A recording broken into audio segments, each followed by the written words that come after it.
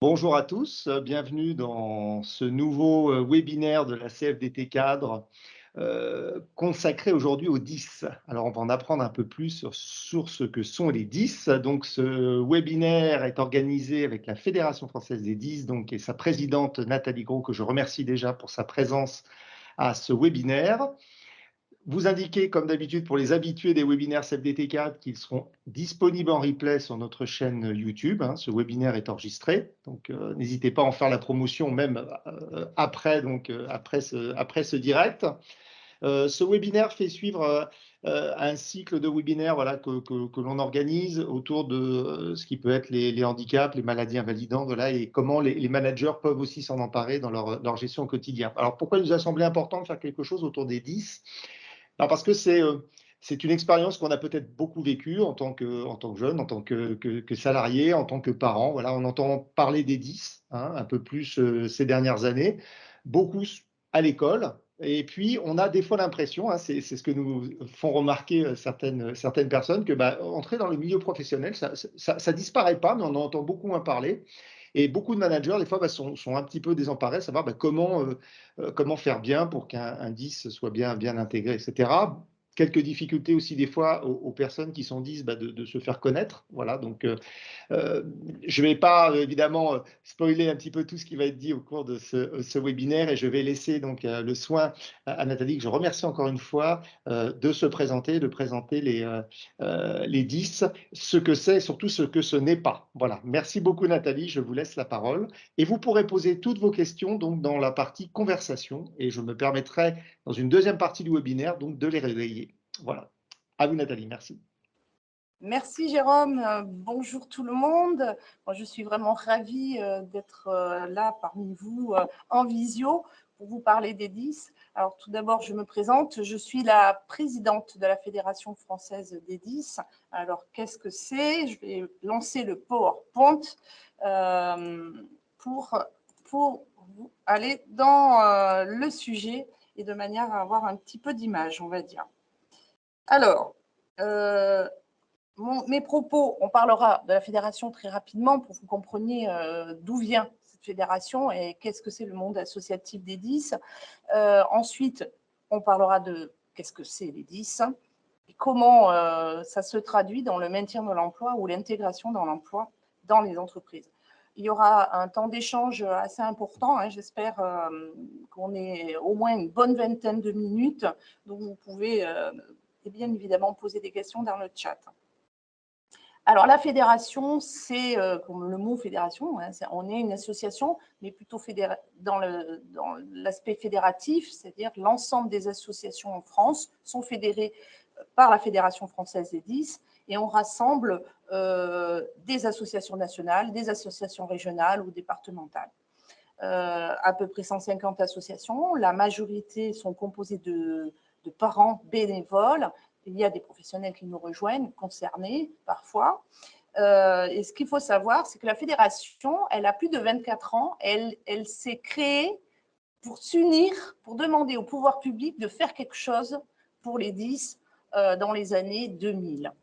Avant 2000, en France, les troubles des apprentissages dits 10 n'existaient pas. C'était un problème psychologique, un blocage avec l'école. Si dans la famille, il y avait des parents divorcés, c'était forcément psychologiquement l'impact de ce qui se passait finalement à la maison. Donc, ils étaient plutôt empêchés, ou ils ne voulaient pas, ou ils étaient feignants.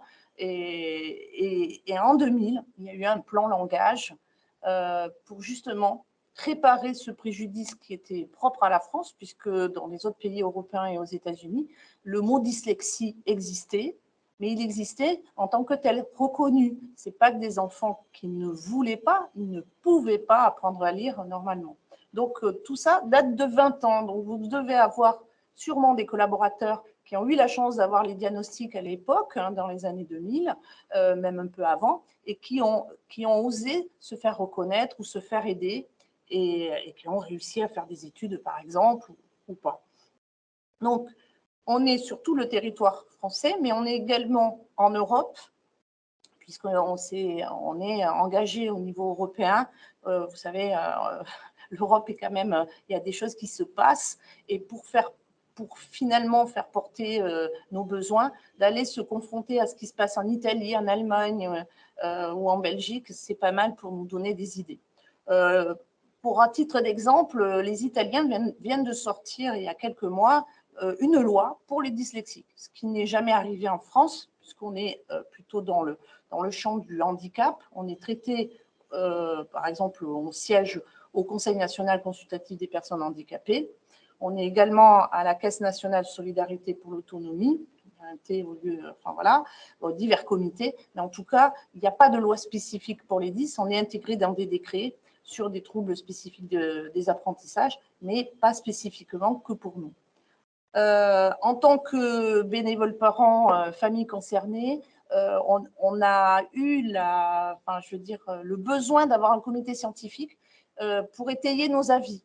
C'est-à-dire que quand on dit il faudrait que, comment dirais-je, que l'équipe pluridisciplinaire pour poser le diagnostic soit comme ci, comme ça, on va s'appuyer sur des médecins, des chercheurs, mais également le monde de l'éducation, puisque le président du comité scientifique de la Fédération française des 10, c'est Jean-Charles Ringard. C'est lui qui était à l'époque, en 2001, au moment du plan. Donc l'idée, c'est quand on porte des avis, on va consulter, on va aller chercher un consensus au sein de personnes qui connaissent très, très bien les 10 et qui sont reconnues sur la place.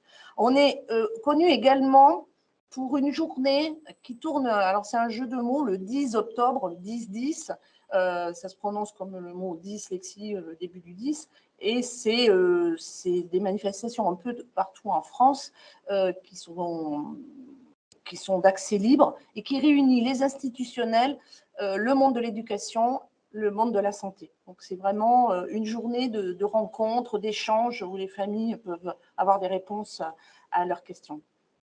Donc ça, c'est la fédération. Maintenant, je vais vous parler de quoi on parle, quoi. Et c'est vrai que si on questionne les personnes dans la rue, tout le monde parle de dyslexie parce que tout le monde sait, oui, la dyslexie. Mais il y a d'autres troubles, vous allez voir. Il n'y a pas que la dyslexie. Et comme un trouble en cache un autre, parfois ils se marient entre eux. Donc certains enfants ou adultes ont plusieurs troubles.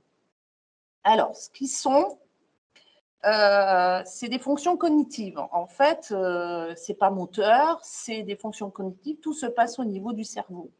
Quand on parle du cerveau, en gros, quand vous lisez normalement, c'est un peu l'image de l'autoroute. Vous allez directement à la lecture, vous accédez aux mots, enfin, vous savez ce que vous lisez des bouquins facilement. Les fonctions cognitives chez les 10, elles sont un peu perturbées. Elles dysfonctionnent un petit peu parce qu'elles ne prennent pas l'autoroute, elles prennent une départementale, elles s'arrêtent, elles repartent et donc elles perdent beaucoup de temps. Et donc, ça crée des perturbations dans les apprentissages. Ils sont dans le champ des troubles neurodéveloppementaux. C'est quelque chose qu'on entend de plus en plus parler sous l'appellation TND, troubles neurodéveloppementaux. Pourquoi développementaux? Parce qu'en fait, tout simplement, il n'y a pas de lésion particulière, il ne s'est rien passé de négatif à la naissance. C'est dans quand ils avancent dans l'âge que les troubles apparaissent, dans le développement de l'enfant et dans les apprentissages. Voilà, c'est pour ça que ça s'appelle troubles neurodéveloppementaux.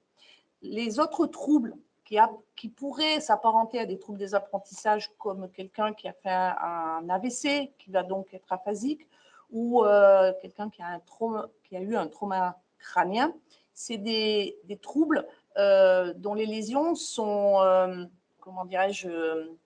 elles ne sont pas dans le développement. C'est-à-dire qu'il y a vraiment des lésions au niveau du cerveau qui créent ces perturbations. Alors que quand, pour les 10, vous faites par exemple un IRM ou un scanner, il n'y a absolument pas de lésions dans le cerveau. C'est vraiment dans le développement des fonctions. Alors, mauvaise nouvelle, ils sont présents à la naissance, ils se voient dans le développement, par exemple pour la dyslexie, c'est au moment d'apprendre à lire, et ils ne se guérissent pas. C'est-à-dire qu'il n'y a pas de médicament, on le garde jusqu'à l'âge adulte, jusqu'à la fin de la vie. C'est-à-dire qu'il reste bien présent, même si on progresse, mais il reste bien présent. Il y aurait un facteur génétique parce qu'il se trouve que quand dans une famille il y a un 10, on dit le grand-père, la petite sœur aussi. Donc on voit bien qu'il y a quelque chose qui fait que dans la famille, il peut y avoir finalement d'autres personnes qui sont concernées, sous des formes parfois différentes, pas tout à fait pareilles. Alors, ce qu'ils ne sont pas, donc il n'y a pas de déficit sensoriel, c'est-à-dire ils voient bien, ils entendent bien. Si vous n'entendez pas bien et que vous ne voyez pas, vous ne pouvez pas lire. Vous ne voyez pas bien les mots, et si vous n'entendez pas bien, vous ne reproduisez pas bien les sons. Un 10, il entend bien et il voit bien. Il n'a pas de déficience intellectuelle. Il n'est pas empêché de comprendre. Pas de déficit neurologique lésionnel, c'est ce que je vous disais, qui peut être procuré par un AVC ou un trauma crânien, par exemple, ou une chirurgie. Pas de trouble du spectre de l'autisme ou du trouble psychique. Et pas de déficit de l'environnement socio-culturel. Donc, un enfant qui, finalement, n'a jamais vu personne, à qui on n'a jamais parlé, il va effectivement pas bien apprendre. Là, tout ça, ils ne le sont pas. C'est-à-dire ça, c'est éliminé. Tout va bien. Enfin, ils sont dans un monde où tout devrait rouler. Ils devraient apprendre normalement. Donc, la galaxie des 10, donc, on parle de dysphasie. Donc, ce n'est pas très connu. C'est le trouble de la communication, du langage, qui peut commencer à se voir vers 2 ans et demi, 3 ans. Donc, ils parlent mal, on ne comprend pas ce qu'ils disent. TDAH, donc là, c'est le trouble difficile de l'attention avec ou sans hyperactivité. Le TDC, trouble développement de la coordination, la dyspraxie. Donc là, c'est plutôt la coordination. Donc là, ça se traduit de ne pas arriver à, par exemple, à mettre ses boutons, à faire ses lacets, à faire du vélo. Ça, c'est au plus jeune âge. Après, à écrire. Donc, c'est souvent des gros maladroits, mais en fait, ils ne sont pas maladroits. C'est-à-dire que c'est très compliqué pour eux de réaliser des tâches et des gestes. Et ensuite, il y a la grosse partie des troubles spécifiques des apprentissages, la lecture pour la dyslexie, lexie, lecture, l'écriture, la dysorthographie, et les mathématiques pour la dyscalculie. Dyslexie, dyscalculie se marie bien, dyslexie, dysorthographie se marie bien aussi. Le dysphasique a des chances d'avoir une dyslexie 8 fois sur 10. Le dyspraxique a une chance d'être aussi dyslexique, mais aussi d'avoir un trouble du déficit de l'attention. Donc ça, c'est des troubles, on les appelle les troubles 10 parce qu'ils se marient bien, on appelle ça de la comorbidité entre eux. Alors, je vais répondre à une question que je viens d'avoir apparaître, mais en gros, ce qu'il faut savoir, c'est que les pouvoirs publics traitent l'ensemble de ces troubles ensemble parce que la majorité, le nombre est très important. Et comme certains sont dysphasiques, TDAH, ou dyspraxiques, dyslexiques, vous voyez, donc autant les traiter en même temps. Et c'est pour ça que la fédération, elle a toute son existence de finalement rassembler l'ensemble des troubles. Alors, là, c'est une slide en anglais, mais je vais vous la traduire. C'est Franck Ramu, qui est un directeur de recherche, professeur Franck Ramu, qui a, lors d'un colloque qu'on a organisé au ministère de la Santé, a expliqué ce que les normes internationales, le DSM-5 ou la CIM 11, c'est des choses scientifiques. Donc, vous avez la dyslexie ici, qui serait entre 5 et 15% de la population. La dysphasie, 2%. La dyspraxie, trouble de développement de la coordination, 5 à 6%. L'autisme, 1%. Et le TDAH, 5%. Cela, c'est dysphasie, dyslexie, dyspraxie. Mais tout ça se marie bien. C'est pour ça qu'on englobe le TDAH, parce que les familles sont concernées également. Alors, ce qu'il faut retenir, c'est que c'est invisible, ça ne se voit pas. Les troubles sont d'une gravité variable. Certains auront du mal à lire toute leur vie, d'autres arriveront à lire lentement et fatigables, mais ils arriveront à lire. Ils apprennent complètement autrement, ils n'apprennent pas comme tout le monde. Au niveau international, même si je vous ai donné des pourcentages, ils ne s'additionnent pas. parce qu'en fait, certains ont plusieurs troubles. Donc, les scientifiques disent entre 6 et 8% des enfants scolarisés. Donc, on retrouve à peu près ça chez les adultes. Et ils représentent, dans l'ensemble des troubles neurodémentaux, ici, 80% sont des 10. Ils sont spécifiques, même s'il y a des comorbidités, comme je vous le disais, qui sont très fréquentes. Alors, maintenant, je vais demander à Jérôme je vais mettre en situation pour que vous compreniez comment, finalement, au niveau fonctionnel, un 10 fonctionne. Et notamment, pour celui qui est le plus connu, il faut savoir que chaque trouble 10 n'automatise pas certaines tâches. C'est-à-dire, écrire pour un dyspraxique, c'est toujours réfléchir comment tenir son stylo et écrire. La lecture, c'est pareil. Et pour parler, pour le dysphasique, c'est la même chose, c'est-à-dire que c'est difficile et on n'automatise pas. Donc là, je vais essayer de vous montrer qu'est-ce que c'est ne pas automatiser. Donc là, par exemple, on voit le chiffre, là, sans compter, sans dénombrer, on voit 3 parce que c'est bien aligné. 4, là, ça ne pose pas de problème. Et donc, Jérôme est prêt. Oui. Alors. 2. 6. Là, il faut, 3, 7, 10. Voilà, là, on voit déjà qu'il a fallu qu'il dénombre. Donc, en fait, quand c'est visuel comme ça, c'est-à-dire que le cerveau, il a enregistré, pof, comme, enfin voilà, c'est bien aligné, c'est facile, c'est 12. Et là, là, il va falloir faire un par un. Donc, un 10, il est obligé de faire ça un par un tout le temps, même si c'était bien aligné, vous voyez. Il est tout le temps non, il a non automatisé et non enregistré. Sa mémoire n'a pas enregistré quelque chose qui devrait être automatique. Et là, maintenant, je vais vous montrer quelque chose. Pour un non-dyslexique, on doit réussir à lire quelque chose pourtant difficile à lire. Un dyslexique va avoir vraiment beaucoup de problèmes pour le lire. Il a déjà du problème pour lire juste 2 modes de calcul, donc ça va être difficile pour lui. Et c'est pour vous montrer comment le cerveau, finalement, dans sa mémoire, range des mots et arrive à ressortir comme ça parce que tout simplement, il l'a vu une fois, 2 fois, et après, tout est automatique. À Jérôme. Alors, selon une étude de l'Université de Cambridge, l'ordre des lettres dans un mot n'a pas d'importance. La seule chose importante est que la première et la dernière soient à la bonne place. Le reste peut être dans un désordre total et vous pouvez toujours lire sans problème. C'est parce que le cerveau humain ne lit pas chaque lettre elle-même, mais le mot comme un tout. Et qu'il enregistre comme dans une bibliothèque. Il ressort le livre en disant à telle page, il y avait ça. Le 10, il n'enregistre pas. Il est tout le temps en train de chercher dans sa mémoire. Et donc, du coup, il n'enregistre pas comment on orthographe tel ou tel mot. Et donc, il va l'écrire 5, 6 fois différent, jamais dans le bon ordre. Parce que tout simplement, il ne l'a pas enregistré et que ce n'est pas automatique.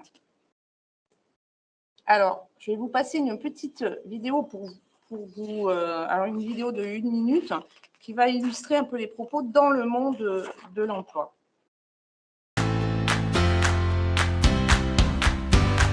À partir de là, j'ai su que j'étais capable de faire des choses, qu'on est capable d'aller beaucoup plus loin.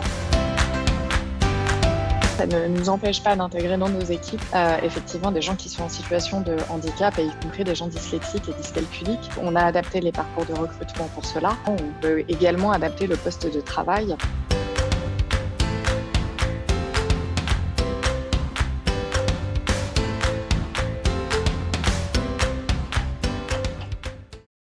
Voilà, c'est pour vous dire que dans certaines entreprises, ils ont bien intégré qu'il y avait des difficultés, même au moment de l'embauche, dans la prise de parole, la façon de se présenter.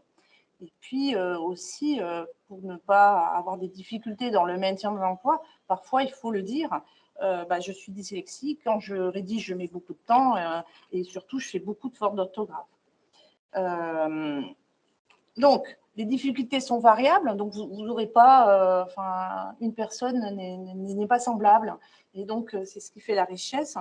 Donc, elle touche, c'est ce que je vous disais, plusieurs fonctions, l'attention, l'organisation, la planification, le repérage dans le temps, l'espace. Donc, je suis pas en train de vous dire que tous les 10 sont en retard. Ça peut être une caractéristique de le non-respect des horaires, d'arriver en retard, de se tromper. Enfin, on dirait qu'il y en a. Tout le monde ne sait pas se diriger sur la route. Tout le monde n'est pas 10. Mais tout ça fait que pour un dyspraxique, par exemple, la planification, le repérage dans l'espace, pour eux, ça va être un problème. Donc, du coup, ils arrivent à compenser quand même dans la jeunesse quand il y a des prises en charge, c'est-à-dire l'orthophoniste, l'ergothérapeute. Donc, si vous croisez un 10 qui vous dit oui, je suis 10, mais je suis allé chez l'orthophoniste, j'ai fait ci, j'ai fait ça. Donc, ça veut dire qu'il a cherché des voies de contournement pour justement progresser. Donc, son handicap n'est pas finalement, il arrive à compenser, mais il a encore de la lenteur. Il est très fatigable, il arrive le soir, il est mort, on va dire. Et puis, il a une estime de soi, ça c'est la caractéristique de tous, très basse, parce qu'ils le vivent vraiment à 150% leur problème. C'est-à-dire qu'ils pensent qu'ils ne vont pas y arriver, qu'ils ne seront pas bons, enfin, qu'ils sont nuls, et que voilà. Et puis le regard, quand vous faites des fautes d'orthographe, du coup, on vous dit, mais relisez-vous, faites pas attention, ça va pas du tout, la prochaine fois, je lis plus votre papier. Enfin, vous pouvez avoir des renvois d'ascenseur, hein, et l'image, enfin, l'estime de soi est très, très fortement dégradée. Donc, lenteur, ils rendent donc en retard les choses, et fatigables parce qu'ils sont hyper crevés. Voilà, c'est très dur. Donc, encore une petite vidéo pour illustrer les forces des 10. Alors là, c'est pour parler un peu positif, on va dire, parce que une fois que je vous ai dit qu'ils sont lents, fatigables, etc., c'est pas forcément positif. Mais qu'est-ce qui est positif? Là, je vous en renvoie. J'ai une agence de communication. Je suis directeur des ressources humaines d'un groupe du CAC 40.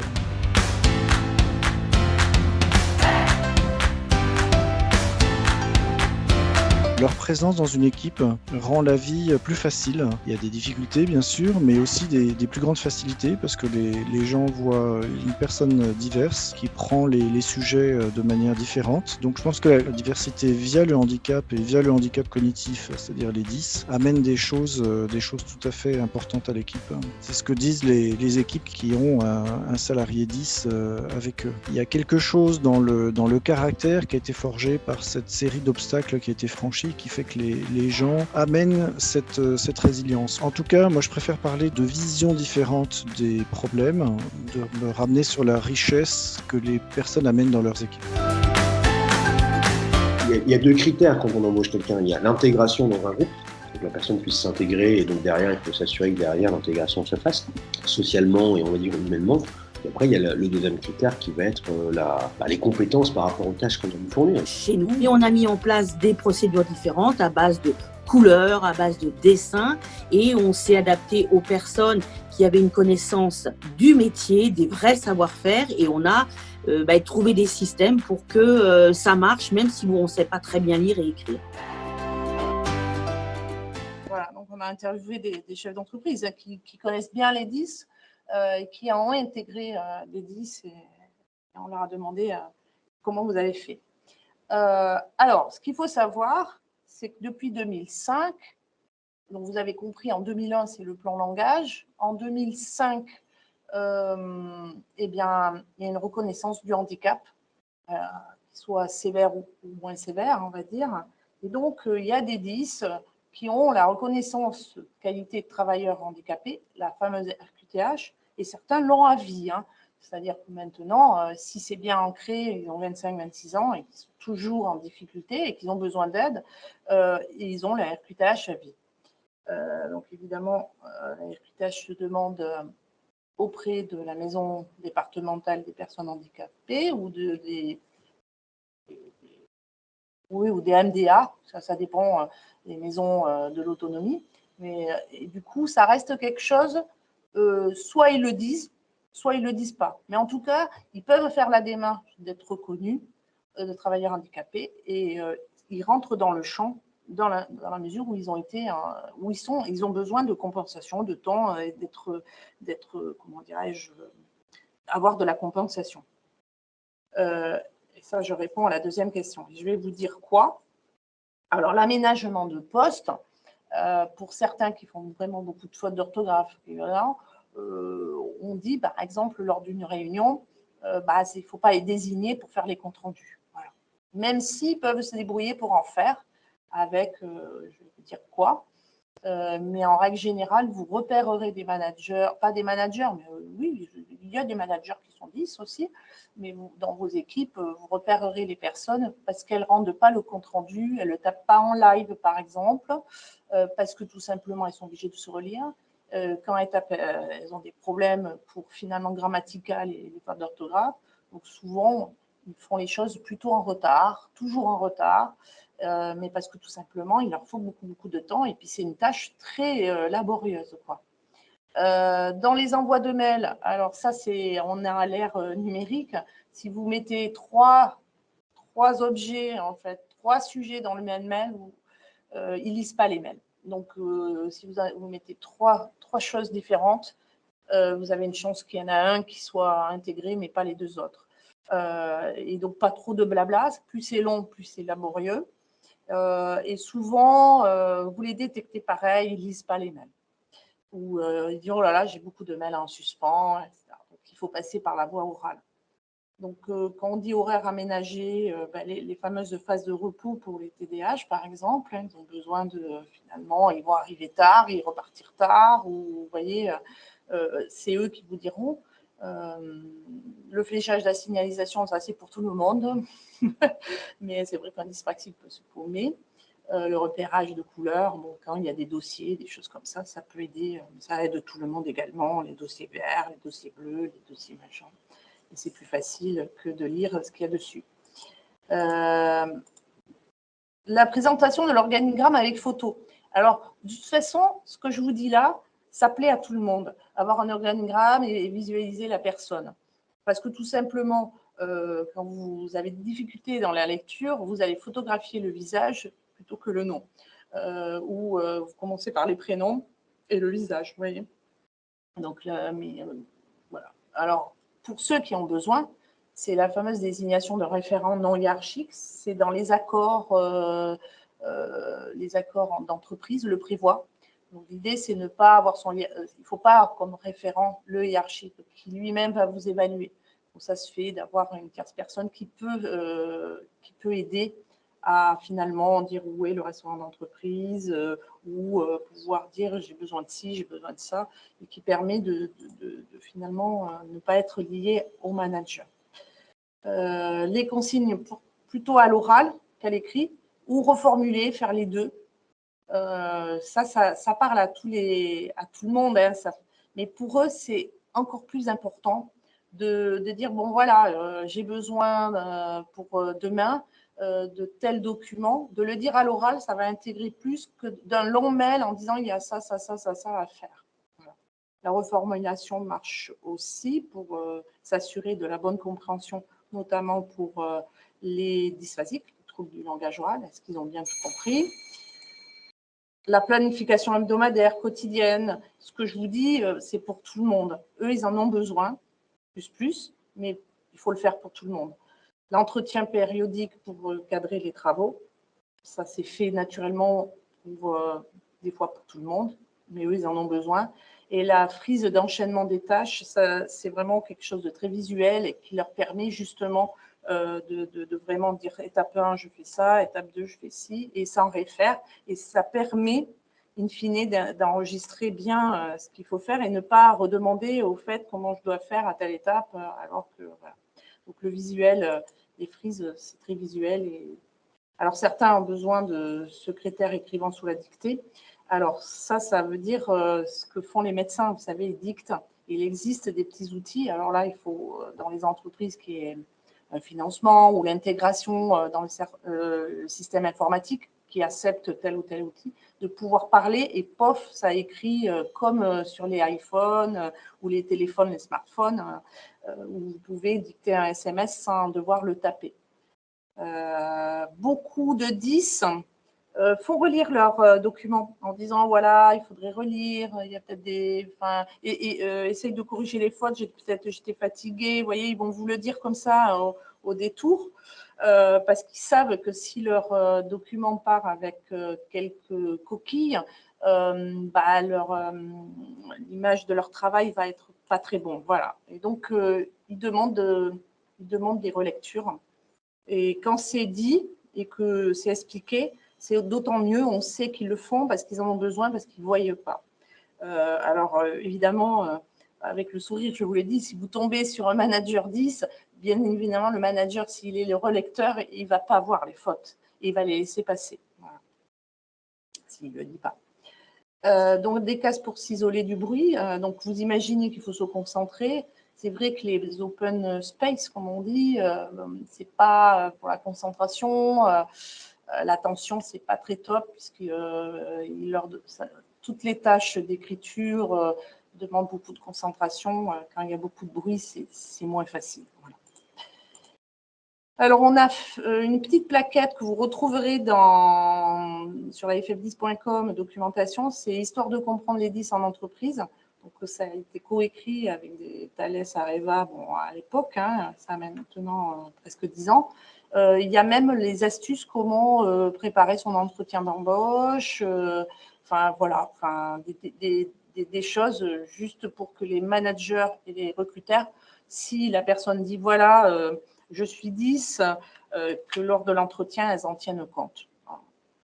Alors, la plupart des 10 ne le mettent jamais sur leur CV parce que tout simplement, ils ont peur que leur candidature soit écartée. Voilà.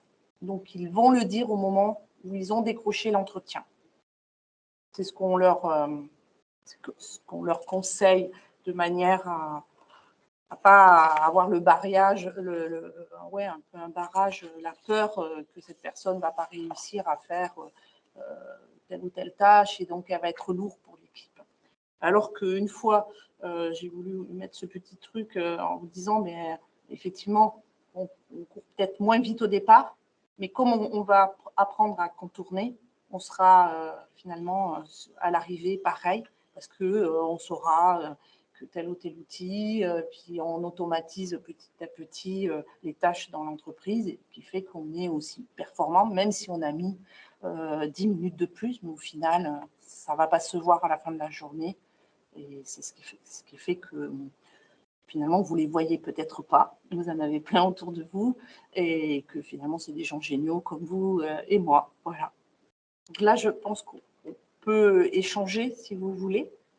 Oui, merci beaucoup Nathalie pour cet éclairage. Voilà, je pense qu'on en sait un peu plus, voilà, sur ce que sont les 10 et la prise en charge. Alors déjà, une question qui revient beaucoup, c'est est-ce que les gens pourront avoir les slides? Voilà, ils sont très attachés. Voilà. Est-ce que vous voyez un inconvénient à ce que les slides soient diffusés? Non. Voilà, Il y a très bien. aussi, comme vous l'avez, vous le transformez en PDF et Voilà.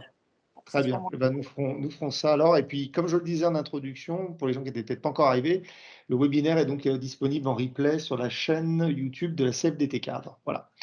Alors, les premières questions. Donc, il y a une remarque de François qui dit qu'il est difficile parfois de savoir s'il y a un vrai souci de dysorthographie ou simplement un manque de temps volontaire ou pas pour se relire et corriger. Voilà. Donc, c'était plus peut-être une remarque.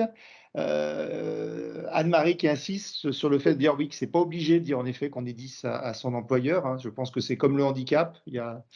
Évidemment, il y a des avantages et inconvénients à ne pas le dire. Une question de Philippe, intéressante aussi. Il existe un courant qui prône la reconnaissance de la neurodiversité comme étant simplement de la diversité, qui ne veut pas entendre parler de handicap, voire pour certains qui affirment même qu'avoir une de ces différences est un plus. Pour vous, être 10, c'est simplement avoir un don, une différence, une déficience ou les trois? Alors, en fait, il y a deux approches. L'approche anglo-saxonne, américaine, où on voit là, c'est clairement, je prends l'exemple, hein, vous naissez avec des mains palmées, ça arrive, hein, et donc du coup, les chirurgiens disent, oh là là, il va falloir opérer, et puis surtout, il ne va pas pouvoir monter. En France, on dit, il ne va pas pouvoir monter à la corde, et puis il va avoir des problèmes pour écrire, et puis, bon, voilà. Et les Anglais, ils disent, il va être champion du monde de natation. C'est ça, cette approche. En France, la France est plutôt axée sur le médical. Mmh. Et en fin août 2021, il y a eu le rapport des droits de l'homme de l'ONU qui a repointé ça.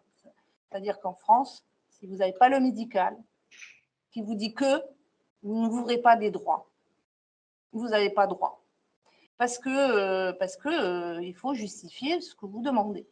Et donc, cette approche qu'on retrouve au Québec, hein, qui est on vous aide, on n'attend pas que vous ayez des difficultés et qu'un médecin dise que vous êtes dyslexique. On vous aide. On vous aide à l'école. On n'attend pas. Les Anglais sont un peu dans cette démarche parce qu'eux aussi, ils ont des dyslexiques, on va dire. Et au final, voilà, on aide. Et puis, si vraiment il y a un très lourd handicap, c'est encore autre chose. Mais on n'est pas sur, on n'attend pas le fameux tampon qui dit oui, il a droit d'être aidé. C'est un peu ça. Et puis, on souffre énormément. C'est un cheval de bataille, ça fait des années que c'est les aménagements aux examens. Les aménagements aux examens, c'est juste demander un ordinateur avec le correcteur d'orthographe. Il faut que vous sachiez que c'est la croix et la bannière pour l'avoir. Et vous et moi, dans le monde du travail, on a tous un ordinateur avec un correcteur d'orthographe. Donc, au lycée, si vous, au collège ou au lycée, un jeune qui a un ordinateur, eh ben, il est estampillé handicapé. C'est un truc, c'est tout bête, mais il faut savoir que c'est ça.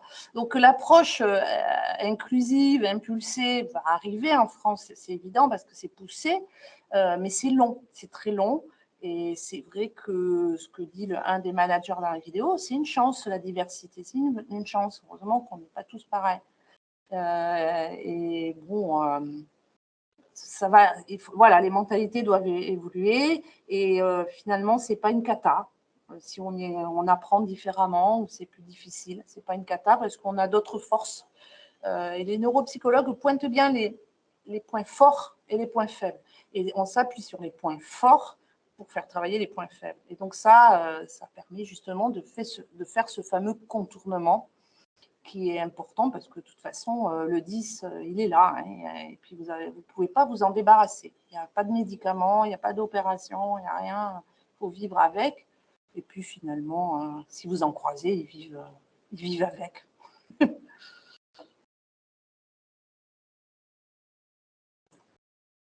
Ah, votre micro, Jérôme. Oui, merci beaucoup.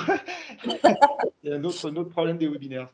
Voilà, quelqu'un dit en effet, hein, Jean-Philippe dit en effet qu'il existe des solutions d'aide d'accessibilité dans Office 365, en effet, lecture à haute voix, traduction automatique. Voilà, je pense, révision, grammaire, orthographe, d'ailleurs, toutes ces choses-là, je pense, ne sont pas utilisées que par les 10. Et un utilisateur inconnu, voilà, qui nous dit « Mon fils est 10 et est au lycée en seconde. Il a la chance d'être dans un lycée des Hauts-de-Seine où le conseil régional a fourni des ordinateurs portables à tous les élèves. Ça change beaucoup pour lui, cet anonymat. » Ça, c'est vrai, c'est quelque chose qu'on retrouve beaucoup aussi, un commentaire qu'on retrouve beaucoup quand on fait les politiques handicap dans les entreprises. Beaucoup disent, plus on offre des solutions globales pour tout le monde, moins ceux qui ont une problématique, entre guillemets, à exprimer, ont à le faire, puisqu'ils sont pris en charge comme les autres salariés. En fait. Voilà, donc c'est plutôt intéressant. Alors, il y avait une question de Véronique. On en a déjà un petit peu parlé, mais peut-être mieux. Y a-t-il des tutos ou guides de bonnes pratiques inclusives pour les personnes dites pour la rédaction des écrits, aider à la lecture des mails et des PowerPoint? Alors, on a des tutos de guides de bonnes pratiques, notamment sur quelle police il faut utiliser. Il faut savoir que quand on ajuste le texte, vous savez, l'ajustage, ça fait des espaces, donc du coup, ça perturbe pour certains. Donc, il ne faut pas ajuster. Bon, il y a des petits trucs comme ça. Et ensuite, il y a surtout, chacun peut adapter aussi son texte pour pouvoir mieux lire. Donc ça, on a des, comment dirais-je, la fédération a développé des formations là-dessus pour justement comment on adapte les écrits, comment on adapte les choses, quoi. Et donc chacun c'est pas automatique. Il y en a certains, il faut que ça soit plus gros, d'autres non, d'autres il faut que ça soit sur fond noir et puis écrit avec de la couleur, quoi, en fait, d'autres non, voilà. Mais il y a quand même des polices qu'il faut éviter parce que sont difficiles à lire, quoi. Par exemple, je vous donne un exemple. Écrire en majuscule, c'est difficile. Pourquoi? Parce que le R ne s'écrit pas comme quand on écrit un R normalement.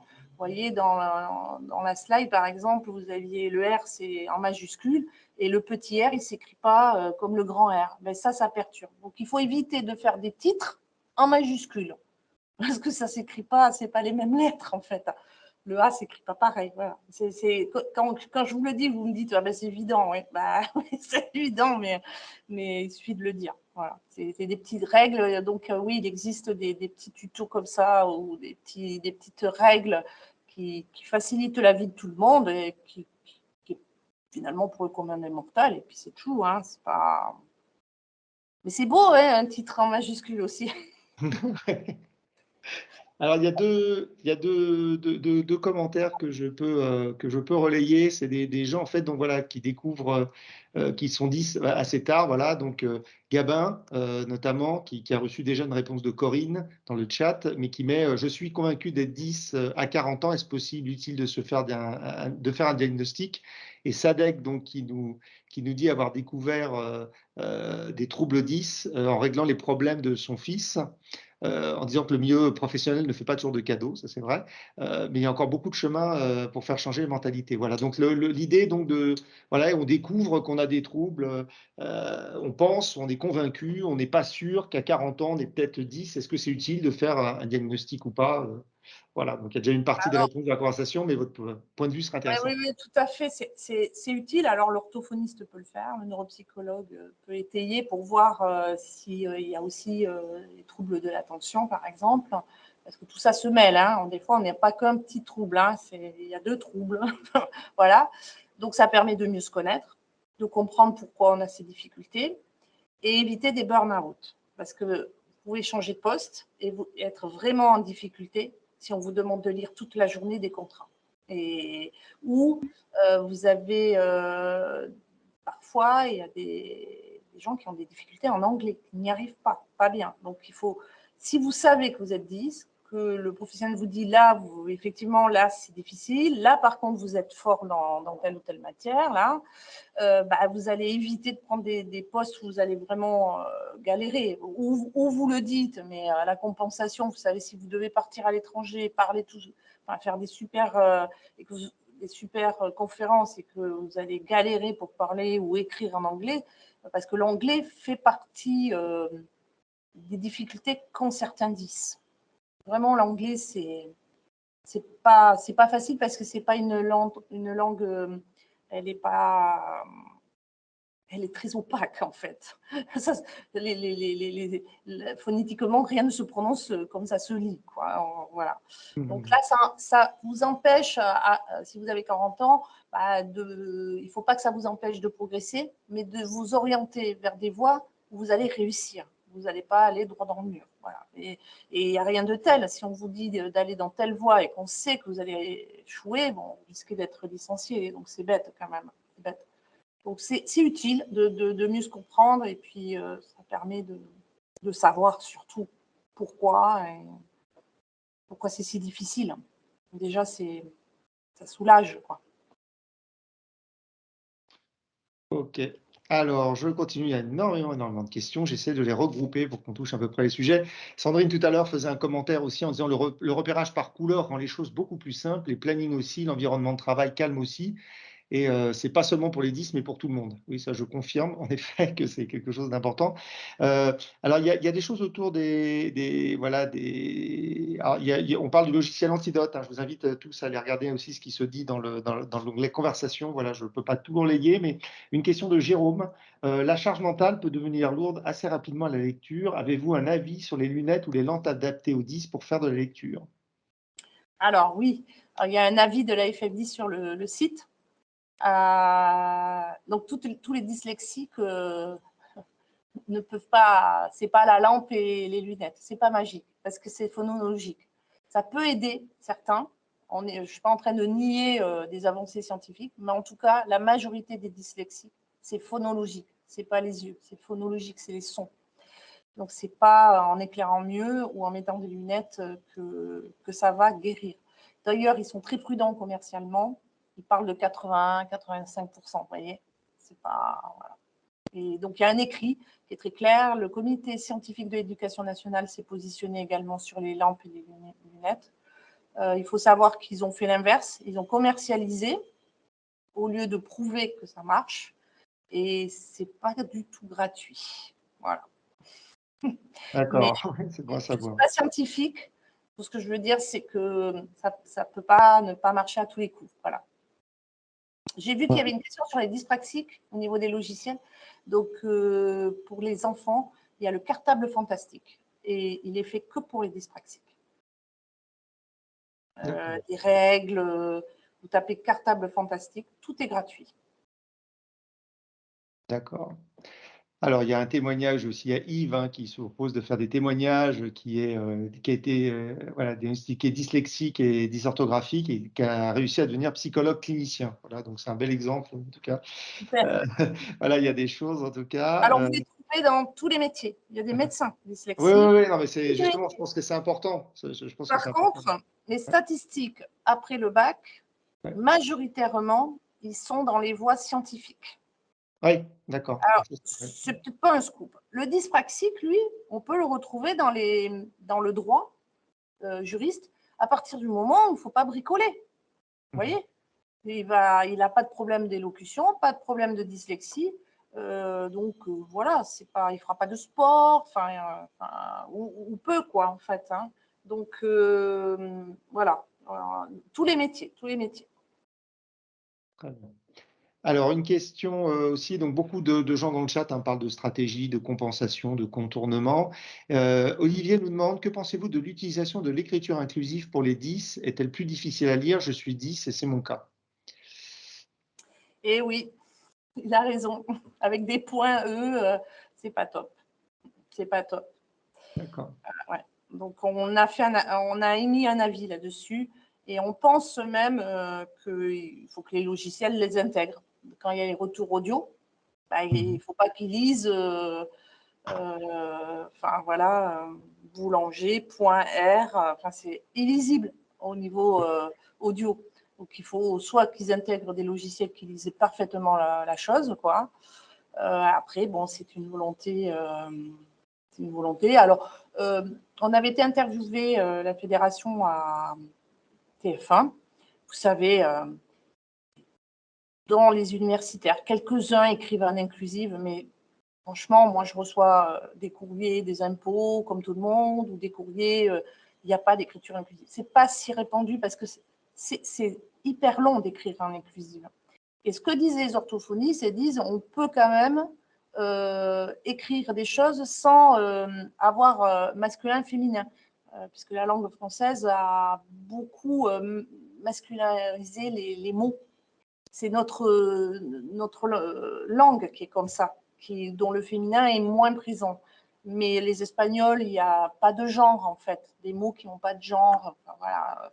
Bon, après, nous, on a dit que c'était difficile pour les 10 et le ministre de l'époque avait dit non, niet, pas à l'école, parce que c'est trop difficile. On ne va pas remettre des points partout, déjà que c'est difficile de lire.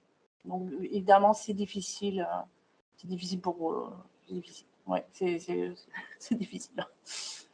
J'ai vu qu'il y avait quelque chose sur le prix des neuropsychologues. Alors oui, en France, seuls ne sont remboursés dans les paramédicaux qui s'intéressent, enfin qui aident les 10, les orthophonistes sont reconnus par la sécurité sociale. Les psychologues, non. Les ergothérapeutes, non. Les psychomotriciens, non. Les bilans pour poser un diagnostic entre l'orthophoniste, le neuropsychologue, l'ergothérapeute, donc le psychomotricien, donc en éliminant l'orthophoniste qui est remboursé, on peut arriver à 1 500 €. C'est énorme. Certaines familles ne peuvent pas. Donc il y a quelque chose qu'on a poussé, hein, qui est en train de se mettre en place, c'est des plateformes pour les 7-12 ans pour que ça soit pris en charge, sans que la famille débourse quoi que ce soit. Mais là, c'est les premiers bilans, c'est-à-dire une fois dans sa vie, à 7 ans, 8 ans, 9 ans, j'ai droit à ces bilans pris en charge directement par la sécurité sociale. Pour les adultes, ben non, parce qu'il ne faut pas dépasser 12 ans, donc voilà. Mais c'est vraiment quelque chose qu'on milite pour qu'il n'y ait pas à ce reste à charge et qu'on puisse poser le bon diagnostic pour doser. Est-ce que j'ai besoin de l'orthophoniste? Est-ce que j'ai besoin d'un ergothérapeute? Voilà. De quoi j'ai besoin et à quelle quantité? Est-ce que j'ai besoin d'une séance par semaine, 2 séances par semaine. Vous voyez, voilà. Et donc, nous, à travers la Haute Autorité de Santé, les recommandations sont claires. Il faut un médecin qui fasse une synthèse de tout ça, qui dit exactement et qui priorise les prises en charge, à quelle dose et combien de temps. Voilà. Mais c'est un vrai souci. Les prises en... Alors, après, quand on parle des enfants, hein, mais il faut déposer un dossier MDPH, Maison départementale de personnes handicapées, pour prendre en charge l'ergothérapeute ou le psychologue. Donc, il faut ouvrir des droits, c'est ce que je vous disais, hein, il faut ouvrir des droits pour accéder aux soins. Ok, je continue. Je ne pense pas qu'on pourra répondre à toutes les questions, mais en tout cas, merci pour votre participation à tous. Quelque chose autour de l'orientation professionnelle? Florence dit bonjour. Est-ce qu'il existe des... Voilà, où peut-on se renseigner concernant les orientations professionnelles pour les 10? Et Noémie qui dit aussi donc qu'elle a un fils, voilà, multi-10. L'orientation ne se pose pas encore pour l'instant, mais est-ce qu'il y a le moyen de rencontrer des 10 épanouis dans leur métier pour leur donner confiance et leur permettre de se projeter? Voilà. Alors, on a écrit un livre qui comment s'orienter, comment réussir son orientation et sa vie professionnelle. Donc, où il y a une multitude de choses dessus. Mais également, il y a dans certaines régions des ateliers de préorientation avec une sociologue qui débroussaille, qui déconnecte des difficultés scolaires et qui explore tous les métiers. Parce que finalement, on a tendance à faire le métier que l'entourage fait, mais explorer d'autres métiers, garde forestier, je prends un exemple comme ça, mais des métiers qu'on ne connaît pas et dont l'enfant ou le jeune va avoir goût. Et après, on va regarder les matières. Mais d'abord, qu'est-ce qu'il a envie de faire? Et ça, c'est important. Il y a des jeunes qui ont envie d'être profs de sport et qui sont dyslexiques, et c'est très dur parce qu'il faut être très bon et que l'ordinateur n'est pas accepté au moment de l'examen, mais ils vont devenir profs de sport.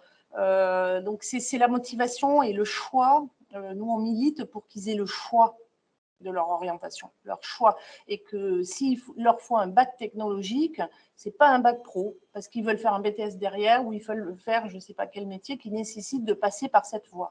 Et donc, il faut leur donner la chance de réaliser ce qu'ils avaient envie de faire, ne pas leur barrer la route parce qu'ils ont des ressources incroyables. Donc, il y a les CIO, enfin, il y a beaucoup de choses. Il y a les stages. On peut faire des stages en entreprise pour découvrir est-ce que j'aime ce métier ou pas. Parce que des fois, on a des idées comme ça a l'air très bien ce métier, mais finalement, ça ne plaît pas. Il y en a qui n'aiment pas être enfermés dans des bureaux, d'autres qui veulent être plutôt dehors. Enfin, voilà, donc il faut vraiment voilà, bon, il faut se faire aider pour explorer et après regarder les matières. Je connais un médecin, urgentiste, qui a redoublé sa seconde, sa première, sa terminale. Et il disait, je veux être médecin. Tout le monde rigolait. Eh bien, il est médecin. Mais il a mis 6 ans pour avoir son bac. Et il est médecin. Bon, après, avec de l'acharnement du travail énorme, je ne dis pas que c'est arrivé comme ça. Mais bon, c'est des exemples de réussite.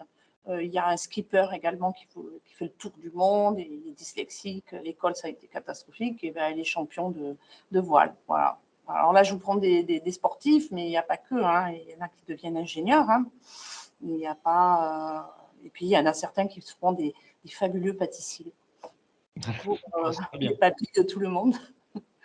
Il y a Corinne qui nous fait un témoignage en effet qu'aux États-Unis, il y a une campagne menée auprès des chefs d'entreprise pour embaucher à diplôme équivalent des dyslexiques plutôt que des non-dyslexiques qui ont mis plus, voilà, qui ont travaillé plus dur pour avoir leur diplôme. Voilà, donc il serait un meilleur employé d'entreprise, plus travailleur. Voilà, donc quelque chose peut-être une campagne, l'idée d'une campagne, en effet, à grande échelle, mais je crois qu'il y a déjà des campagnes qui ont été menées par la FF10. Olivier aussi, qui nous parle des matières scientifiques, ce que vous avez dit tout à l'heure. Donc, on en trouve, ils ont plus de facilité en matière scientifique. C'est un peu ce que vous avez dit tout à l'heure, je crois, Nathalie. Alors, une question très pointue. Jean-Philippe nous demande, que pensez-vous de la méthode Davis pour les adultes? Alors, peut-être expliquer ce qu'est la méthode Davis, je ne sais pas, je ne connais pas. Alors, moi, j'ai une réponse, voilà. elle vaut ce que ça vaut. Il y a des méthodes, ça marche sur certains, ça ne marche pas sur d'autres. Il n'y a pas de méthode miracle. Donc, moi, je ne connais pas aujourd'hui quelque chose qui marche pour tout le monde. Mais elle peut marcher sur certains. Voilà. Il y a quelque chose, deux choses de la part d'Evelyne et de Christian. Evelyne donc, qui dit que on a remarqué une part plus importante de 10 chez les personnes qui sont haut potentiel et qu'en fait au Québec, il y a des mesures de dépistage spécifiques qui sont mises en place. Est-ce qu'il y a quelque chose en France? Voilà, donc autour et Christian pose aussi, voilà, comment évalue-t-on les différents troubles dystes, autotest, orthodontiste, autres, merci. Donc quelque chose autour du dépistage, des mesures de dépistage spécifiques. Alors, en France, on est un escalier, il y a le repérage, alors c'est souvent la famille, les enseignants. Le dépistage, c'est médical. Donc déjà, on essaie de débroussailler. Donc le fameux QI, c'est les neuropsychologues, hein, les psychologues qui le calculent. Donc il y a des choses sur le haut potentiel. Il y a des associations qui sont membres de la fédération, l'AMPEP d'ailleurs. On est associés parce qu'il y a pas mal de 10 qui ont des super QI, mais qui chutent tout à l'école parce qu'ils n'y arrivent pas, ils sont dyslexiques. Donc, puis ça fait des personnes très déprimées. Hein. Quand on va dire le potentiel intellectuel est haut, ça veut dire que les voies de contournement vont être plus faciles. Donc, la rééducation, ils vont arriver à trouver plus facilement que quelqu'un qui a finalement un QI un peu plus bas, on va dire. C'est une chance. Mais il faut maîtriser tout ça. Hein. Il faut maîtriser tout ça. En tout état de cause, pour dépister et poser le diagnostic, c'est des professionnels de santé qui vont vraiment débroussailler. Et il ne faut pas négliger le fait qu'il y a d'autres causes d'être empêché de lire. Des causes neurologiques, des maladies orphelines, vous voyez, qui en plus, malheureusement, sont dégénératives. C'est-à-dire qu'à 5-6 ans, on voit qu'il y a un problème, maladroit, multi, je ne sais pas quoi. Mais c'est pour ça qu'il faut quand même qu'un médecin fasse cette synthèse médicale pour dépister tout simplement s'il entend bien, il voit bien. S'il n'y a pas, par exemple, vous avez des choses qui empêchent les gens d'apprendre, c'est l'épilepsie. Une épilepsie passive, c'est quelqu'un qui entend bien, qui voit bien, mais qui de temps en temps n'entend plus. Donc de temps en temps, il est déconnecté. Et de temps en temps, donc il ne suit pas à l'école. Et ça, il n'y a que les professionnels pour détecter s'il n'y a pas quelque chose qui empêche, vous voyez, et de ne pas perdre du temps parce qu'une épilepsie, ça se traite. Voilà. Pour le coup, il y a des médicaments pour stopper finalement des lésions qui sont irréversibles derrière. Et les autotests, donc il y a des petites choses qui se font dans le 06, je ne sais plus le nom, il y a des petits trucs, mais vous savez, déjà, problème au moment des devoirs, tout est long, fatigable, n'aime pas l'école, il y a plein de petits trucs très basiques qui montrent qu'il y a quelque chose qui ne va pas bien, surtout s'il ne s'épanouit pas, qu'il pleure tous les matins. Les devoirs, c'est révélateur. Et il n'enregistre pas. On répète 10 fois et c'est toujours la même chose. Les mêmes erreurs ou différentes. Donc, il faut consulter. Moi, je dis toujours, il vaut mieux débroussailler. Et une fois qu'on a mis un mot sur la problématique, tout le monde est soulagé. Parce qu'on se dit, c'est pas qu'il ne veut pas, c'est qu'il ne peut pas. Et à partir du moment où on a mis ça, on va t'aider. On va essayer de trouver des choses. Et dans le monde de l'emploi, pareil. Je ne peux pas faire ça.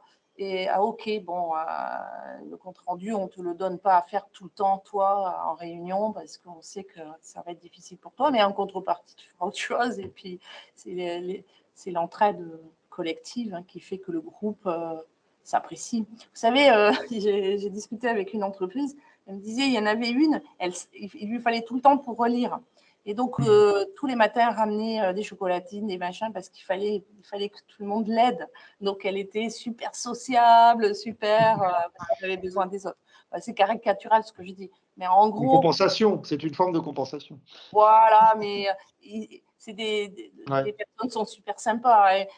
Donc, c'est pas forcément, les 10 n'ont pas des caractères. Ils sont un peu cabossés en sortant de l'école. Donc, de temps en temps, c'est dur pour eux quand même. Alors, deux petites questions pour terminer. Je sais que je vais faire des frustrés très certainement. Deux questions. Pupin qui demande, qui dit qu'un référent au CHU de Rouen, un référent SRTLA au CHU de Rouen, dit que souvent le multidis a pour cause un trouble du spectre autistique. Qu'en pensez-vous? Et deuxième dernière question qui fera une belle conclusion, votre association possède-t-elle une plateforme téléphonique pour les gens? Alors, on répond. Alors, l'association, elle fédère. Donc, vous avez plein d'associations sur le terrain. Vous tapez sur le site l'AFF10 près de chez vous et vous essayez de repérer l'association qui est sur votre département. Voilà. Après, vous pouvez nous écrire à contact@ff10.fr. Et puis, vous repérez les journées des 10 aussi pour pouvoir échanger et pour se voir. Alors, le CRTLA, c'est le Centre de référence des troubles du langage et des apprentissages. Donc, la personne qui a dit ça, c'est tout simplement, il est dans le MOVE de la stratégie autisme dont le gouvernement a débloqué des fonds. Bien évidemment, on peut avoir plusieurs troubles 10, mais ne pas être autiste.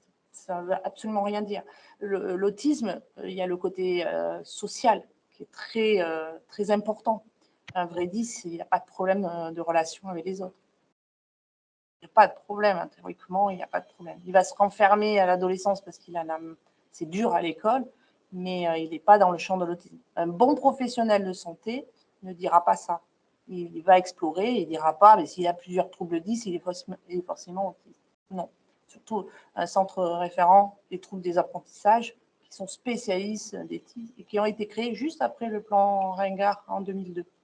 D'accord.